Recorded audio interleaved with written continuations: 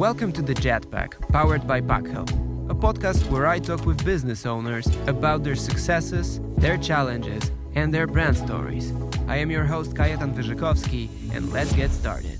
So, Samuel, I'm very happy to welcome you on the first ever episode of the Jetpack, and I hope that our conversation will be cool and will be insightful. Just to start, maybe you could tell me a bit about yourself, about, what did you do before you started your brand, and basically tell me what do we want to talk about today? Yeah, so my name's Sam. So I started a brand called Origin X Performance, which is a sustainable activewear brand. I launched in December 2019, but I was working on it since April 2019. And before that, I did a master's at university in international business management and marketing. And before that, I did an undergrad in business and history. And then I've always wanted to start my own business. Always wanted to start an activewear brand, and thought, you know what, I want to make it sustainable as well. So yeah, here I am. So, is this your first ever experience in terms of professional career, or do you have something else in that you can tell us about? So I've owned a couple of small sort of ventures before, small businesses. I owned one in furniture recreation, so furniture redesign, but I've sold that off. And I worked on a card game when I was doing my masters at university, which was just sort of a group project. And I've worked previously in insurance, and I've also worked in sales as well. You've already been an entrepreneur, and then you've started, kind of changed the path and worked in sales and as a sales rep. And then you went back to owning a brand. Why is that? So I came to the end of it's about 2 years ago now. I did sales, and then I went back to university because I wasn't really sure what I wanted to do. And then I sort of decided halfway through doing my masters at university, I just wanted to work for myself. I had big ambitions. I wanted to own a brand. I wanted to make it sustainable, and I really wanted to make my mark on the world. And I wanted to do something as well at the moment to obviously help the world, because obviously we've all taken a lot, and now it's time to give back and help the world, and help slow down obviously global warming and stuff like that. So that was the main reason I went back to work for myself. I didn't really want to work for anyone else anyway, because I had different ambitions to some of the companies that I was working for, and obviously I didn't believe in their ethos. I'm very sort of sustainably driven now. I've started this brand. I've gone meat free, which I wouldn't even dreamed of doing a year and a half ago, before I started researching this brand. I don't use plastic anymore. So like my business, I'm completely plastic free myself, and I just try and do everything as sustainable as I can. I plan on getting an electric car and stuff like that, just so I can sort of live my brand in a sense. I can tell that you're authentic in it. But we started talking about it, and I feel that some of our listeners might be a bit confused because we didn't say what Originex Performance does. So if you could say in just a few words, what do you sell, where do you sell, and what kind of growth plan you have ahead of you? Origin X Performance is a sustainable activewear brand. So think stuff you wear to the gym, stuff you wear for sports, but also we make our clothing so you can also wear it casually. So it doesn't purely have to be sport. It is meant for sport, but you can wear it casually as well. So like leggings, t-shirts, what have you. So we've got all our garments use sustainable fabrics.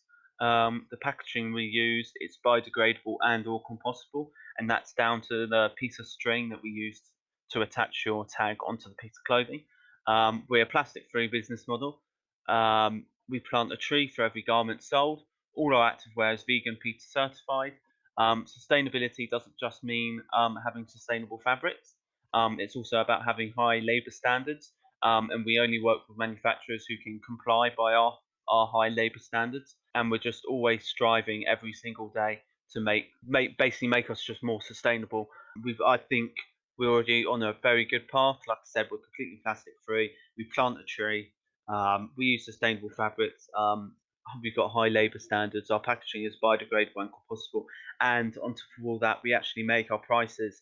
Our prices are very competitive compared to the bigger brands out there. When we do discounts and stuff like that, instead of doing discounts, we try to say that we'll give 10% to charity. So instead of giving 10% off the garment, we'll just say, look, 10% of it is going to charity. In terms of our growth plans over the next sort of 6 to 12 months, we have quite big plans because we want to make sure we cement ourselves within the within the activewear environment as it's growing, so we can make it as sustainable as possible. So our growth plans within the next 6 to 12 months is actually to roll it out to quite a few high street stores. We're looking around 25 by the end of the year, and that's sort of we're keeping it local. We're keeping it to local gyms as well, and we're also looking on e-commerce. We're looking to basically up our performance, so we're selling 30 garments, so we're selling a garment a day. It sounds exciting. It sounds awesome. Definitely, there's potential in there, and that's what I wanted to talk about next. Because the first thing what I've heard about Originex Performance, the first thing that came to my mind was that sportswear and garments, basically the clothing industry. It's a very crowded market. Every time I speak with someone, and there's a lot of brands that pop up out of nowhere. Every year almost, on a monthly basis there are new brands. They're trying to sell their own vision, their own style, and their own designs. And even from my perspective as the head of content at Packhelp, I work with a lot of companies, our customers, and many of them are clothing brands. And I just question is that how crowded is it really, and how do you think, where is the place for Originex Performance there? They are, as you said, people are popping up every day with new brands and saying this is our mission, this is our ethos, this is what we're going to achieve. We'd love you to be on board. The way we really make ourselves different is the sustainability aspect of it. And big brands like Zara and places like that, and Adidas and Nike and stuff like that, they keep on saying they're going to be sustainable by this time, and then they put it back a year, and then it can get quite people don't really understand the sustainability side of it, which is where we've sort of targeted the niche, so we can understand that sustainability aspect, and our customers can understand that sustainability aspect as well. And we're sustainable from the get-go, so it's not like we've made gym clothing and we've turned sustainable. Our business model has always been based around sustainability. Yeah, because I mean, from day one, right? Yeah, from day That's one. at the core of your brand. Like, do you think that small brands such as Originex Performance, do you think that this is also, or maybe this is the future? Maybe brands that start with this idea of sustainability from day one. Maybe this is the way it should be. I think the way what so well we've obviously been sustainable from day one, and we've built that into our business model, and we're just basically telling our customers, look, this is our mission, this is what we believe in. We're sustainable through sustainable fabrics, our packaging, our labour standards. So everything we do is as sustainable as the industry will allow, um, which we think is really good. The things that the bigger brands may not understand that we already understand is at the end of the day, a business has to make money. So no one would be in business if no one was making money. That's just the end of it. So we have to make money. We're no different. So for us to keep going, we have to make money. But what we understand, because we've done sustainability from day one, we understand our margins very well in the sustainable side of things.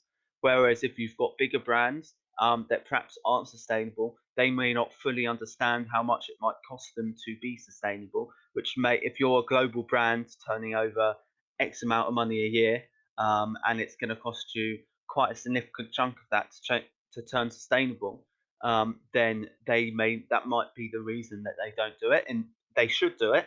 Don't get me wrong, but that might be the reason that's putting them off. Whereas we built that into our model, so we've got a model saying we're sustainable. I know, and the people who do my finance know as well, that sustainability is key. We're always going to be sustainable, and these are our profit margins inside and out. Whereas if your business trying to change the sustainability, it can be very difficult you can't make the same profit margin for one. It's impossible. Um, at the moment, it is anyway. Um, and two, it's all very well saying you're going to change to be sustainable, but are you actually going to change when you say you do? Do you really understand how to be sustainable? Do you really understand how much it's actually going to cost you as a business? Because this is what consumers don't actually understand this as well. So this is the message we're trying to um, bring across to our consumers and the customers, that it costs us more to make a garment.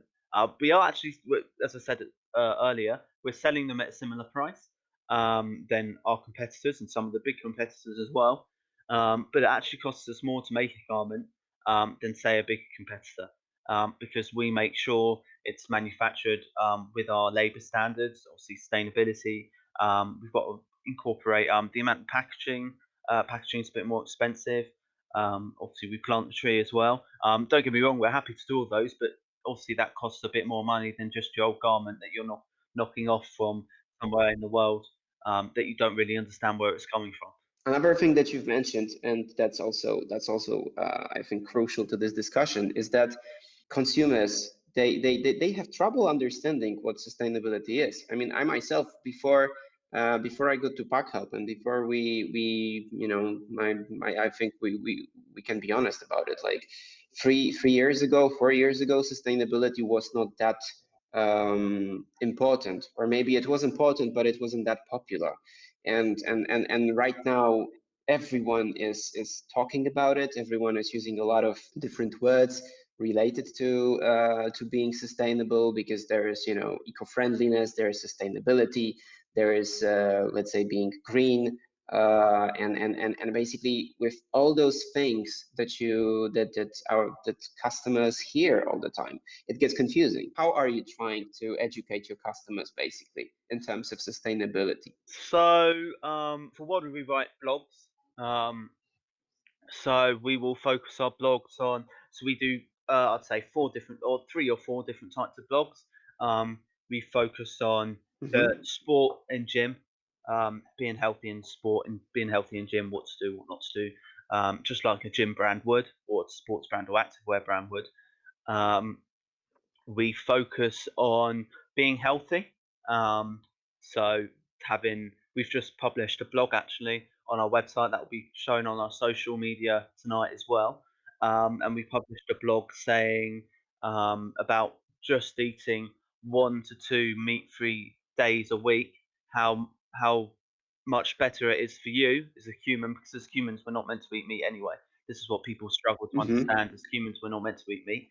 Um, so it's discussing how what the value is of basically having 2 meat-free days a week is. So that will be going on our blog soon. As I say tonight, sorry.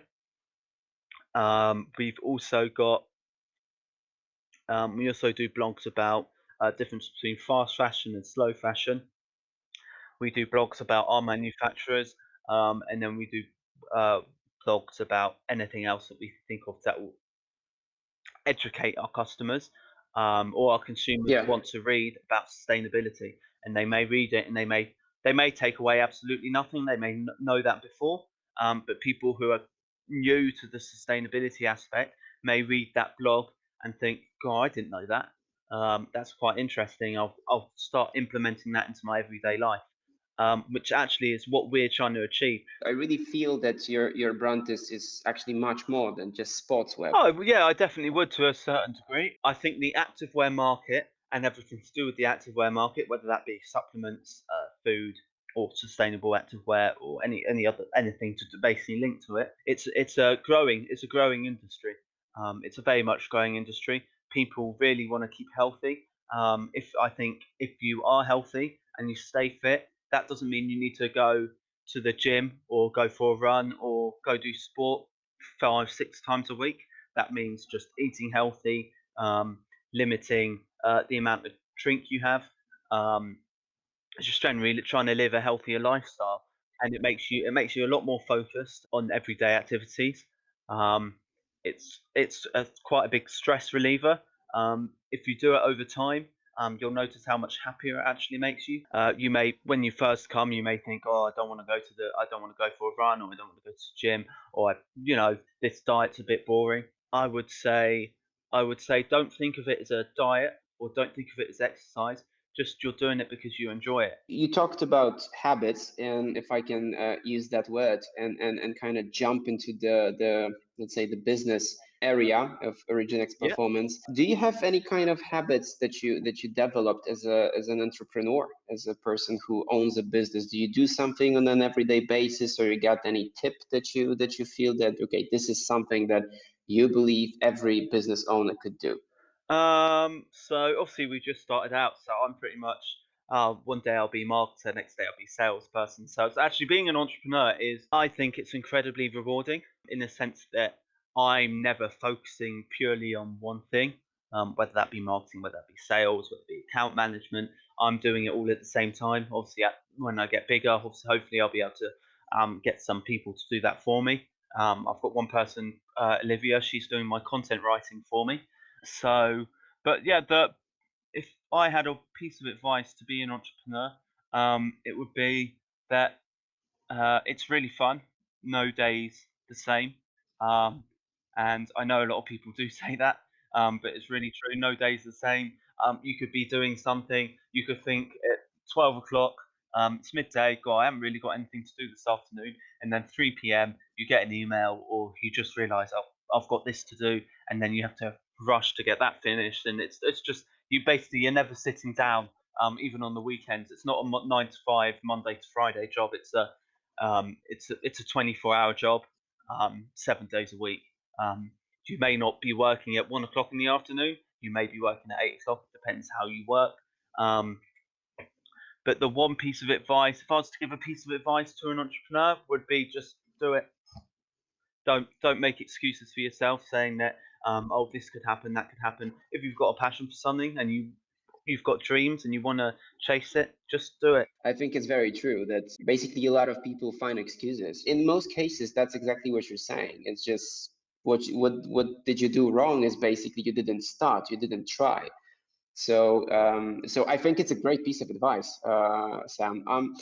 And while we were talking about businesses as side business and going, let's say, all in, do you think that if you have an idea, if someone has an idea, and they feel that the business is okay, this is something that I want to do you think that they should, this person should go from day one, okay, I quit my job and then I become, I don't know, I just start my own business? Or is it better to maybe try something, as you say, like after work, after hours, let's research that, let's see what we can do, and then maybe at some point you can take this person, or just basically think of going full time into it? What I would say, if you're a younger person, when you've really got no commitments in life, you haven't, you probably don't have a family. Well, also you have a family, but you don't have a wife and children. You haven't really got any commitments. Just go ahead and do it, because the worst that can happen is that you fail. But if you fail, you've learned something. You've learned a lot more than you would do if you didn't do it. And if you don't do it, you'll never know if it will be successful. So you may have a brilliant idea, and it may be the next big idea, but unless you try it, you don't know. That's what I would say. In terms of going full time at the start, test out the idea first, and then if it is successful, then you can consider going full time. I'm fortunate enough to have a few different skills, so I focus on Origin X. That's my primary business, but I also, to keep me going as well, if I need topping up to a month, because obviously I've just started the business, I do web design as well, and web development for people. So that's another aspect of what I do. But Origin X will always be my, as you say, my baby, as it were, and I will always I Yeah. will always focus on it, and I really want it to be successful. And do you know what? I've only been launched from December, so December, January, February, March.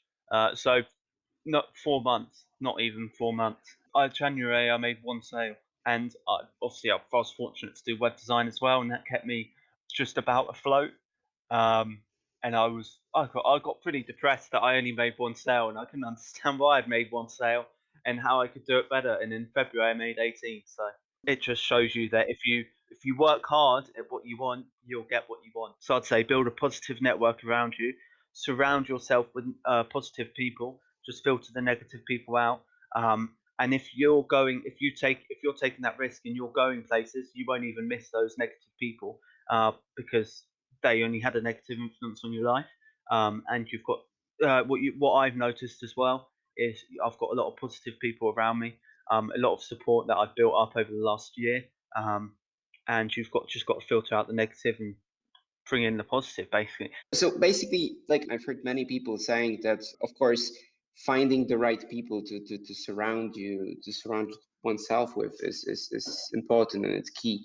But when it comes to gaining feedback, because I feel that this is also something that you're kind of trying, I feel that this is also a part of what you're saying. Do you think that being open-minded when it comes to feedback, especially in the beginning, especially when you're starting the business, only establishing it, or as you are in that place now, for first 3.5 months, do you think that this open-mindedness is also a key to success? I think, yeah, to a certain extent, you're always going to get people who are basically with feedback and reviews. You've got to read that review or read that feedback or whatever someone gives you and think, right, are they just saying that because they want to be negative, or is that actually true? And it's always good you've always got to listen to feedback, but there are certain types of feedback that you can get. So I'd say Of course. be open minded to the feedback, and I always want feedback on anything I do. But then if someone's just being negative about it, then just don't listen to that feedback and just get on with what you believe in. If you believe in the product, you may need to make little tweaks here and there, but if you believe in something, then just be positive about it, and listen to that feedback and try and make the product better if you believe that feedback is justified in what you want to do. Is going to help. Yeah. And when it comes to packaging, because essentially we got to know each other because you became a customer of Packhelp, and packaging plays a role in all of in the entire philosophy of Originix performance as well. So if you could tell me, what was your approach in terms of packaging? Was it something that you felt like, okay, I just have to ship this thing that I'm selling, and it's just something very basic, or is there some more thought into it as well? So obviously there was a lot of thought put into it because it's sustainable. So the way I started my journey back in April 2019, I always wanted to start an activewear brand. I always wanted to have my own fashion label. Um, I just loved different stories I heard from different companies, basically, and looking at the directors' stories and CEOs. I really like doing that. And I thought, right, do you know what? I go to the gym. I do play a lot of sport. I want to do that. So that's what I want to do. Then I decided that I would make a sustainable gym label, or sports label. Um, and I decided, right, do you know what? I can make first of all, I can make a gym label, I can make an activewear label, sports label, but what's going to make me stand out from the crowd? So I thought, okay, do you know what? That's where the sustainability came in. I'll make everything from sustainable fabric. So I've got my not like organic cotton, recycled polyester, and then I've got another manufacturer who produces some stuff for me, which is actually made out of plastic from the ocean. So they collect loads of plastic and they make fabrics out of it. Um, and then I decided, right, that's quite good, but it doesn't make me. It makes me stand out, but there are people doing that anyway. So what's going to make me stand out even more? So I decided, okay, I'll plant a tree for every order. That's pretty good. What's going to make me stand out even more? And then I decided, right, you know what? I'm going to focus on my packaging, making a plastic-free business model, and I decided that I was going to make all my packaging biodegradable and or compostable. Um, and really, I think that's one of my main selling points. Is the packaging. The reason I did it was, one, it makes me stand out from the crowd. Two, if you actually do research, I did loads of research into plastic use, and you can only actually even plastic you can recycle, you can actually only recycle up to 7 times before it ends up in the exact same place as all the single-use plastic. So you're just really delaying the inevitable that's going to happen, which is going to be in either landfill, in the sea, or wherever it ends up. So I decided, right, and plastic can take hundreds of years to basically decompose. So I thought, right, you know what? I haven't got hundreds of years to wait for my packaging. I don't want to use plastic. I hate using plastic. I don't use plastic in my daily life. So I thought, right, I'm going to make everything biodegradable and compostable, which should compose between 18 and at the maximum 36 months. This is the biopolymer, right? This is the biopolymer, yeah, and it's I've also ordered different things. So I've got some string here. So yeah, it's quite interesting. Interesting concept. Obviously, it's a fairly new concept to customers. It's a fairly new concept to myself as well, um, and it's one of my main selling points, I believe. Um, my packaging, so I'm quite pleased with it. Um, there may be a little tweaks that I can do in the design of it, maybe in the future, working with yourselves, obviously. Um, but yeah, I am quite happy with it now. Since you're British, I have to ask this question, and and I know that this is a topic that probably every conversation with someone outside of the UK asks about it. But Brexit, do you think this is a threat, a challenge for your business, or maybe an opportunity? How do you look at it? If you can tell me what's going to happen in a year, I'll give you an answer. But not even I don't know what's going to happen in a year. I'm not. I'm neutral. I'm not. I don't believe in Brexit. I'm not saying I want to leave. I disagree with a lot of stuff. I agree maybe the EU needs reforming, but I disagree with the latest, and a lot of people do in this country actually disagree with the latest thing that's come out about low skilled workers and people from Europe and stuff like that, which I think is complete rubbish. I don't think a low skill worker exists. No matter what you do, I don't think. I think any job is skilled that you can do. Um, a job that if you do in an office, you're getting paid £150,000 a year. It's no different to if you're working in Sainsbury's and you're earning £20,000 a year. You're not more skilled than they are. They're different skill. Those Of course. jobs require different skills, and without those people at the bottom, those people wouldn't be at the top. They need those people, not even at the bottom because they're not at the bottom. They're just a different skilled job. But they need those people to do those sorts of jobs, and they need to have people with that skill set. And every job has a skill set, um, so it's not easy to do any job. I don't think. I wouldn't say any job's low skilled, no matter what you do. I would say the way it's going to affect my business is obviously the import tax and the duty and everything like that. But I do believe that I don't believe in Brexit, or I'm not for Brexit. I'm not against Brexit, so I'm neutral. It's probably not the answer you wanted to hear, but I'm not for either one. I don't believe we should just cut ourselves off from Europe. Um, but that's what our country voted for. So I've got to stand by what they want, and we've got to stand by what they wanted. But I do think we don't want to cut ourselves off too much, because Europe is a massive, apart from anything else, it's a massive trading partner. Um, a lot of the skills. A lot of Europeans have a lot of skills that a lot of British people don't have, and vice versa. So I think freedom of movement is fantastic, but I think it's when that finally goes, it's not going to be a happy topic of discussion, put it that way, when we can't just go wherever we want. Because it works both ways. If we want to go wherever we want, then obviously you should be able to come to the UK. So it works both ways. I mean, we can't have it all our own way. That's sort of my feelings on it. Sorry, I'm quite passionate about it, as most British people are. Most British people have their own Views views on and it, but I've got the view is I'm probably more stay than I am leave. I would say that. I would say maybe the EU needs a bit of reforming, but I don't think we needed to leave the EU just as abruptly as we did. Um, that's my opinion, and I think as a business, as a trading partner, I don't know what's going to happen in the future, but it's a massive, as a being a small business, it's a massive market to tap into. The European Union, it's a massive market. It's free. It's cheap postage. It's free. I haven't got to pay import tax on anything, so it's actually really good.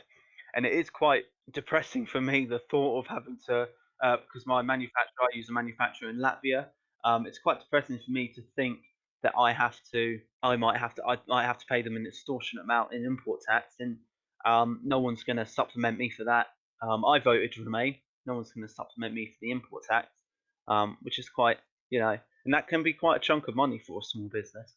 Big businesses, yeah, Yeah. it might not impact that much, which is fine. But for the small businesses, it can make a huge impact. So I'd say in business terms, I'd say I'm against it.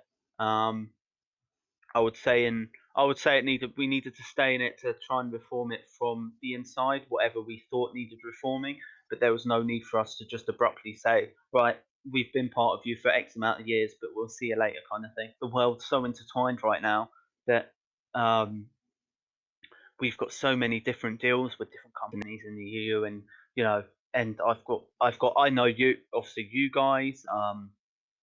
I sell to customers within the EU, so I don't see why we have to just completely say, right, we don't like the EU anymore, and we're going to go look somewhere else. When actually, what's the worst thing either country has done, either or the UK or European Union has done?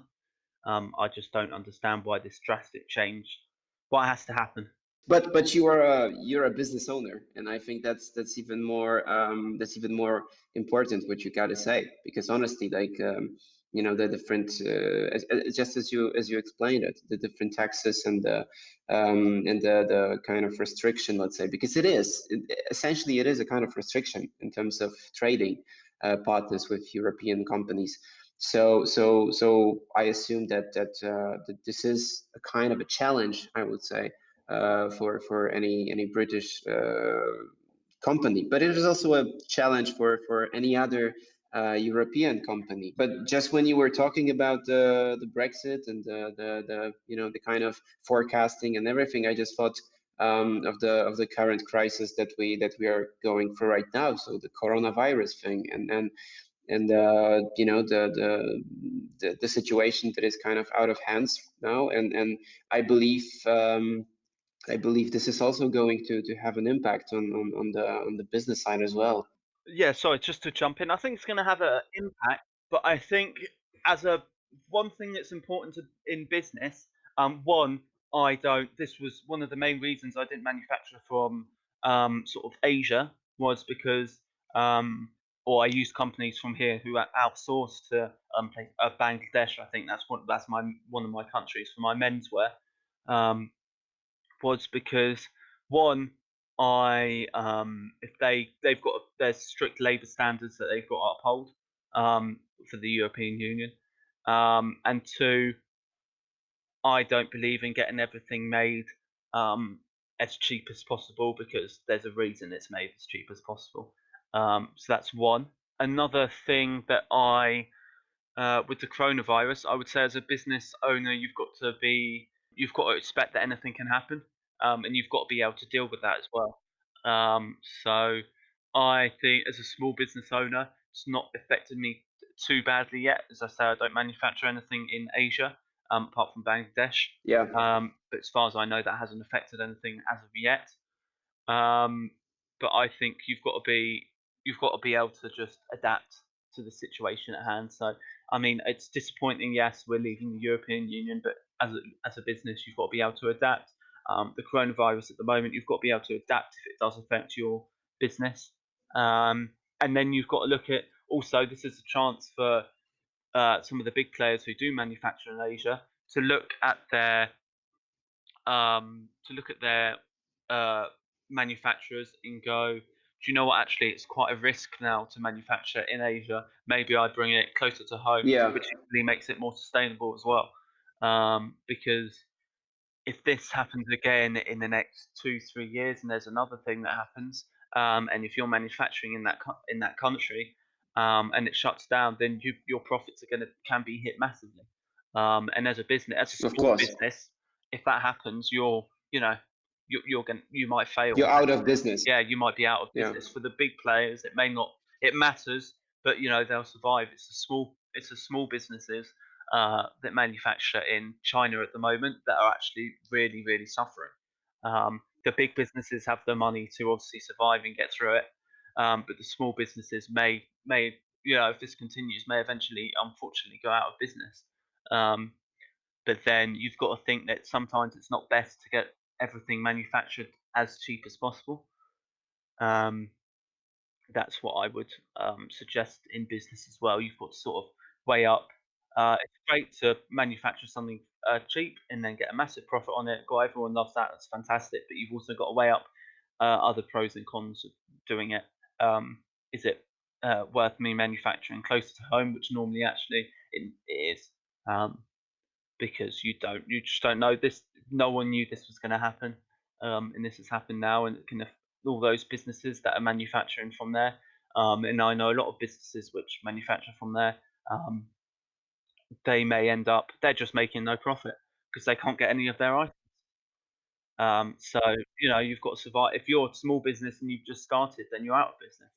Um, Even if you 5 years down the line, you're not going to have X amount of money to keep paying, and you've got to keep paying employees, or you've got to keep paying rent, or whatever you need to keep paying. You've got to keep paying those fixed costs. But as a business, if you're making no profit, you're going out of business. I think it's stuff you need to know about, and I think anyone listening to this podcast and thinking, "Oh God, I might be thinking Origin X is fantastic. I want to own a small business." Similar to that, or just want to own someone who wants to go for it and go start a business. I think these are all crucial points that I certainly didn't think of when I started my business, or when I was thinking of starting my business. I did when I did a lot of research into it. But I think people obviously just starting out, this is stuff they may not have realised or thought of, and they'll think of it a lot more now. And I think it's very important, obviously, to be sustainable. But I think obviously those business points I made are quite crucial as well, and they've been quite crucial in my journey as well. We kind of went to very dark places. I completely agree with you that there is a lesson to be learned here. That this is something that when you start a business, and you think about buying the right packaging and finding the right place to sell it, marketplace or a retail partner, or you decide to go D2C and you cut out the middleman. But at the end of the day, there are things that you just can't think of. You can't focus them, and you can't be prepared. And also, I think it's quite important to be able to just sit back, relax, and say, look, this has happened. I've got absolutely no control over it whatsoever. So I've now got to think of a way Of course, yeah. to adapt my business and work out why and how. Work out first of all, how do I adapt my business, and then think, okay, that's happened. Can't do anything about that. How am I going to get through this difficult period in my business? Okay, so Samuel, thank you so much for joining us, for being the first guest on the Jetpack. I'm very happy to be to be hosting you today, and I hope that Origin X Performance grows. I think that I might actually visit your store and see what you got there. So maybe I'll even start being more fit. I There you have go. to No, admit I'm not the most fit person. you'll be my first customer from Poland. So there you go. Thank you so much. Fantastic. Thank you very much. Thanks for listening to the Jetpack, powered by Packhelp. My guest today was Samuel Allsop, the founder of Origin X Performance. You can check out their products at www.performanceox.com. In the next episode, I will be talking with the guys from Remote How about the beauty and the challenge of working remotely. And don't leave just yet. If you go to www.packhelp.com, you can use a special code Jetpack at the checkout to claim a discount on all the products from our range. Thank you and see you next time.